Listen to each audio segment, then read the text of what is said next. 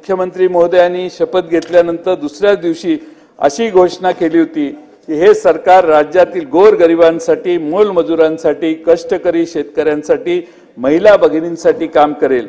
हे सगळे राहिले बाजूलाच, पण आपलं सरकार इतकं गतिमान आहे की त्यांनी मृत व्यक्तींचे देखील उपचार करण्याचे व त्यांना बरे करण्याचे कौशल्य साधलेले आहेत।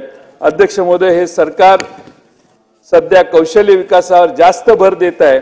माझी मुख्यमंत्री महोदयांना विनंती आहे की कौशल्य विकासासाठी एखादी समिती नेमावी आणि त्या समितीवर मृत व्यक्तीवर उपचार करण्याचे कौशल्य असलेल्या तुमच्या या सहकार्याला त्याचा अध्यक्ष म्हणून कमिटीला नेमा।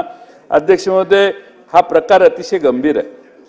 मृत व्यक्तीच्या नावाने पैसे खाल्ले जातात आणि सरकार त्याकडे टाळत नाही। का नाही तर तुमच्या सत्तारूढ पक्षाचा सदस्य आहे, तुमच्या पक्षाला भारतीय जनता पक्षाचा सदस्य आहे, त्यामुळे त्या व्यक्तीला आधार सपोर्ट करण्याचं काम अध्यक्ष महोदय देतोय।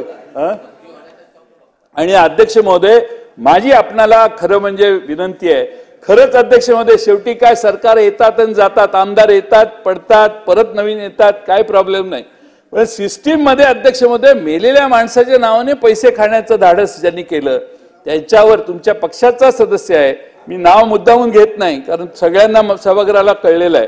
त्यामुळे माझी अध्यक्ष महोदय विनंती आहे मुख्यमंत्र्यांना, आणि आरोग्यमंत्री तर चर्चेलाच आलेले नाहीत, त्यामुळे अध्यक्ष महोदय ते आता ऐकतील कधी आणि कधी ऍक्शन होतील तोपर्यंत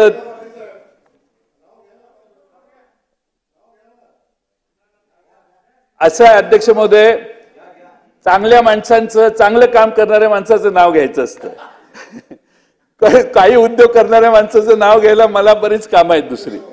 आणि अध्यक्ष महोदय, त्यामुळे माझी आपल्याला विनंती अध्यक्ष महोदय की अध्यक्ष महोदय, मुख्यमंत्र्यांनी आणि आरोग्यमंत्र्यांनी तात्काळ यांच्यावर ऍक्शन करावी, आणि तुमचा फारच आग्रह असेल तर या गोरे साहेबांनीच हा उद्योग केलाय त्यांच्यावर लवकरात लवकर ऍक्शन करावी अशी आमची विनंती आहे।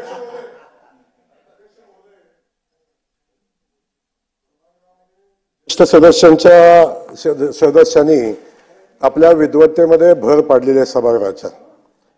माझी विनंती सभागृहाच्या माध्यमातून मंत्री महोदयांना आहे, चौकशी समितीचा अध्यक्षच त्यांना नेमा, चौकशी त्यांच्या अध्यक्षतेखाली होऊ द्या, आणि असं आडून इकडून तिकडून बोलण्यापेक्षा एवढ्या मोठ्या ज्येष्ठ सदस्यांनी थोडी वस्तुस्थितीची माहिती घेतली असती आणि मग सभागृहामध्ये आपण बोलला असता तर मला अधिकचा आनंद झाला असता।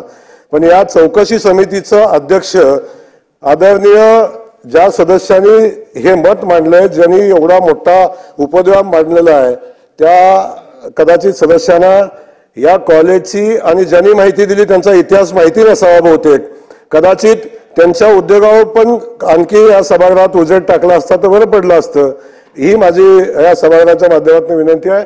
माझी मंत्री महोदयांना ही विनंती राहील की याची चौकशी झाली पाहिजे, आणि हे उद्योग सगळे केलेले आहेत म्हणून सांगतात, यांच्या उद्योगासंदर्भात आपण नंतर बोलू, पण या समितीचं अध्यक्ष, चौकशी समितीचा अध्यक्ष पाटील साहेबांना नेमा, आणि पाटील साहेबांचा जो अहवाल येईल त्यानुसार कारवाई करा।